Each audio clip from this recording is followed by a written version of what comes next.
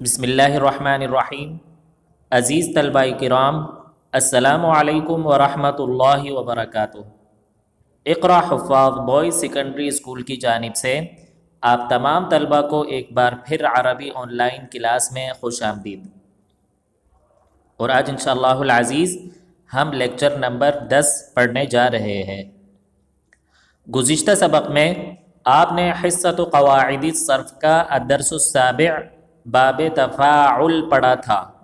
امید کرتا ہوں عزیز طلبہ کہ آپ نے سبق میں موجود تمام چیزیں اچھی طرح یاد کر لی ہوں گی اور دی گئی تدریبات ہدایات کے مطابق حل کر لی ہوں گی۔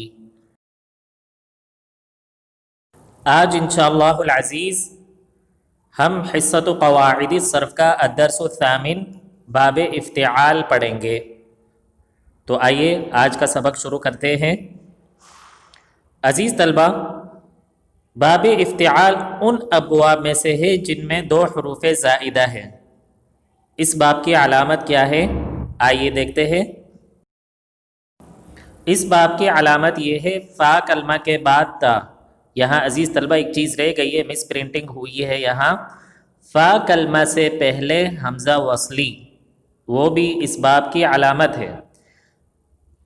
فا کلمہ سے پہلے حمزہ وصلی اور فا کلمہ کے بعد تا زائد ہوتی ہے، تو آپ اس چیز کا اضافہ کریں یہاں، جیسے اغتسل بر وزن افتعل، تو وزن کے ذریعے آپ کو سمجھ میں آ رہا ہوگا کہ فا کلمہ سے پہلے کیا ہے؟ حمزہ وصلی ہے جو کہ مکسور ہے، اور فا کلمہ کے بعد تا حرف زائد ہے۔ تو یہ دونوں حروف زائدہ ہے جو کہ اس باب کی علامت ہے۔ باب افتعال کا استعمال، ہم باب افتعال کا کب استعمال کرتے ہیں؟ تو عزیز طلبہ، اگر یہ بات بیان کرنی ہو کہ مفعول نے فاعل کے فعل کا اثر قبول کر لیا ہے، یعنی فاعل نے جو فعل کیا ہے اگر مفعول نے اس کا اثر قبول کیا تو اس کے لیے باب افتعال استعمال کیا جاتا ہے۔ مثال، قطعت البرتقال فاقتطع، میں نے مالٹا کاٹا پس وہ کٹ گیا۔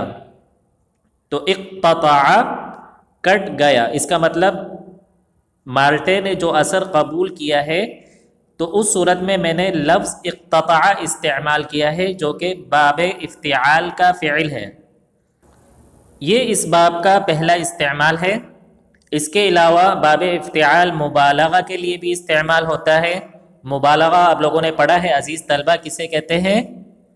زیادتی اور کثرت، جیسے کہ مثال میں واضح کیا گیا ہے، اکتسب، اس نے خوب کمایا، ٹھیک ہے؟ تو یہ باب افتعال کے استعمالات ہے۔ پہلا استعمال کیا ہے؟ یہ بیان کرنے کے لیے کہ مفعول نے فاعل کا اثر قبول کر لیا ہے، اور دوسرا استعمال کیا ہے؟ مبالغہ کے لیے۔ شاباش۔ آئیے اب ہم اس باب سے صرف صغیر پڑھتے ہیں۔ آپ تمام طلبہ سے گزارش ہے کہ آپ بھی میرے ساتھ یہ گردان پڑھیں۔ اکتسب یکتسب اکتسابا فہو مکتسب واکتسب یکتسب اکتسابا فذاک مکتسب الامر منہ اکتسب والنہی منہ لا تکتسب۔ یہاں عزیز طلبہ میں آپ کو کچھ قواعد بتانا چاہتا ہوں۔ 2 قاعدے ہیں یہ۔ کیا قاعدے ہیں؟ اگر باب افتعال کا فا کلمہ، باب افتعال کا کیا؟ فا کلمہ، دال، ذال یا زا، ان تینوں میں سے کوئی بھی حرف ہو تو تاء افتعال کو دال سے تبدیل کر دیا جاتا ہے۔ تاء افتعال کو کس سے تبدیل کر دیا جاتا ہے؟ دال سے۔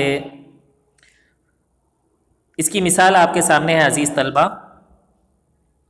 جیسے سب سے پہلے دال کی مثال، جیسے اتخل سے ادخل.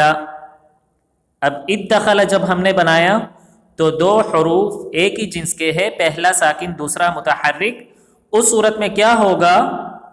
اس صورت میں ہم اس کو ادغام کریں گے. شاباش. تو یہ بنے گا ادخل، تجدید کے ساتھ لکھا جائے گا. فا کلمہ میں ذال کی مثال جیسے اذکر، تو کیا بنے گا؟ یہ اذکر. قاعدے کے مطابق ہم نے تا کو دال میں تبدیل کیا ہے. اور فا کلمہ میں زا کی مثال جیسے ازدجر سے ازدجر. ٹھیک ہے. یہاں عزیز طلبہ میں آپ کو ایک بات اور بتاتا چلوں کہ باب افتعال کے فا کلمے میں اگر دال آ جائے تو تا اور دال دونوں کو دال سے تبدیل کر کے دال کا دال میں ادغام کرنا بھی جائز ہے.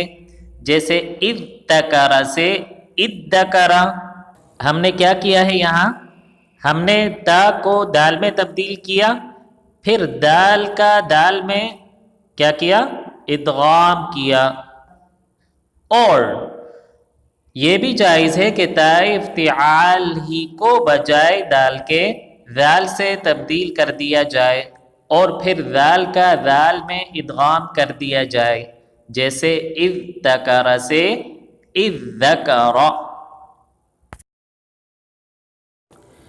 دوسرا قاعدہ یہ ہے، اگر باب افتعال کا فا کلمہ، اگر باب افتعال کا فا کلمہ صاد، ضاد، طا یا وا، ان میں سے کوئی ایک حرف ہو تو تا افتعال کو کس سے تبدیل کرنا ہے؟ کس سے تبدیل کرنا ہے؟ طا سے تبدیل کرنا ہے. طا کی مثال جیسے اطلب سے اطلب. اب دو حروف ایک ہی جنس کے ایک ساتھ اکٹھے ہو گئے تو ہم نے کیا کرنا ہے؟ ادغام کرنا ہے. تو تجدید کے ساتھ لکھ کر ادغام کر دیا جائے گا. تو یہ کیا پڑھا جائے گا؟ اطلب. اب وا کی مثال اظلم سے کیا بنا؟ اظلم. صاد کی مثال استبر سے استبر. اور ضاد کی مثال جیسے اضطرب سے اضطرب.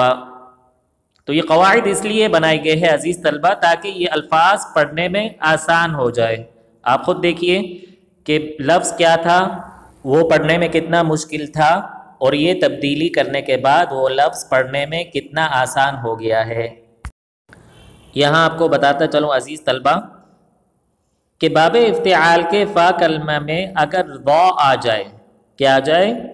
وا آ جائے تو تا افتعال کو بجائے طا کے وا سے تبدیل کر دیا جاتا ہے. طا کے بجائے کس سے؟ وا سے. اور وا کا وا میں ادغام کرنا بھی جائز ہے، جیسے اظلم سے اظلم. ٹھیک ہے. تو یہ جب کے قواعد ہیں اگر فا کلمہ کے مقابلے میں یہ حروف آ جائے، یعنی دال، ذال، زا، یا پھر صاد، ضاد، طا، وا، اور اگر نہیں آتے تو آپ نے معمول کے مطابق وہ گردانیں پڑھنی ہیں. اب ہم باب افتعال کی صرف کبیر پڑھتے ہیں. فعل ہے اکتسبہ. سب سے پہلے ہم ماضی معروف پڑھیں گے. آپ تمام طلبہ سے گزارش ہے کہ آپ بھی ہمارے ساتھ یہ گردانیں پڑھیں. اکتسبہ، اکتسبا، اکتسبو، اکتسبت، اکتسبتا، اکتسبنا، اکتسبتا، اکتسبتما، اکتسبتم، اکتسبتی، اکتسبتما، اکتسبتن، اکتسبتو، اکتسبنا. اب فعل ماضی مجہول کی گردان پڑھیں گے. اکتسبا، اکتسبا، اکتسبو، اکتسبت، اکتسبتا، اکتسبنا، اکتسبتا، اکتسبتما، اکتسبتم، اکتسبتی، اکتسبتما، اکتسبتن، اکتسبت اکتسبنا۔ اب ہم فعل مضارع معروف سے گردان پڑھیں گے۔ یکتسب یکتسبانی یکتسبون تکتسب تکتسبانی یکتسبنا تکتسب تکتسبانی تکتسبون تکتسبین تکتسبانی تکتسبنا اکتسب نکتسب۔ اس کے بعد فعل مضارع مجہول کی گردان یکتسب یکتسبانی یکتسبون تکتسب تکتسبانی یکتسبنا تکتسب تکتسبانی تکتسبون تکتسبین تکتسبانی تکتسبنا اکتسب نکتسب۔ اس کے بعد اسم الفاعل کی گردان مکتسب مکتسبانی مکتسبون مکتسبۃ مکتسبتان مکتسبات۔ اسم مفعول مکتسب مکتسبانی مکتسبون مکتسبۃ مکتسبتان مکتسبات۔ فعل امر اکتسب اکتسبا اکتسبوا اکتسبی اکتسبا اکتسبنا۔ اور فعل النہی لا تکتسب لا تکتسبا لا تکتسبوا لا تکتسبی لا تکتسبا لا تکتسبنا۔ تو عزیز طلبہ یہ تھی اکتسب سے صرف صغیر اور صرف کبیر۔ امید کرتا ہوں کہ آپ کو یہ گردانیں سمجھ میں آ گئی ہوں گی۔ اب ہم بڑھتے ہیں تدریبات کی جانب۔ التدریب الاول، مندرجہ ذیل مصادر کی صرف صغیر اور ان سے بننے والے فعل ماضی معروف و مجہول، مضارع معروف و مجہول، امر، نہی اور اسم فاعل اور مفعول کی گردان اپنی درسگاہ میں سنائیے۔ تو گھر میں آپ کسی بڑے کو سنائیں گے۔ ان مصادر سے اختلاف، انتظار، انتشار، اشتغال اور اجتناب سے۔ التدریب الثانی، مندرجہ ذیل افعال سے مطلوبہ گردان تحریر کرے۔ اشتغل یہ گردان نہیں لکھنی، فعل منفی مؤکد بلن کی گردان آپ نے نہیں لکھنی۔ انتظر سے اسم مفعول، اختلف سے فعل امر، اشتعل سے فعل ماضی مجہول، التمس سے فعل مضارع مجہول، انتشر سے اسم فاعل۔ تو انتظر سے اسم مفعول کیا بنے گا؟ منتظرون، شاباش۔ اختلف سے فعل امر اختلف۔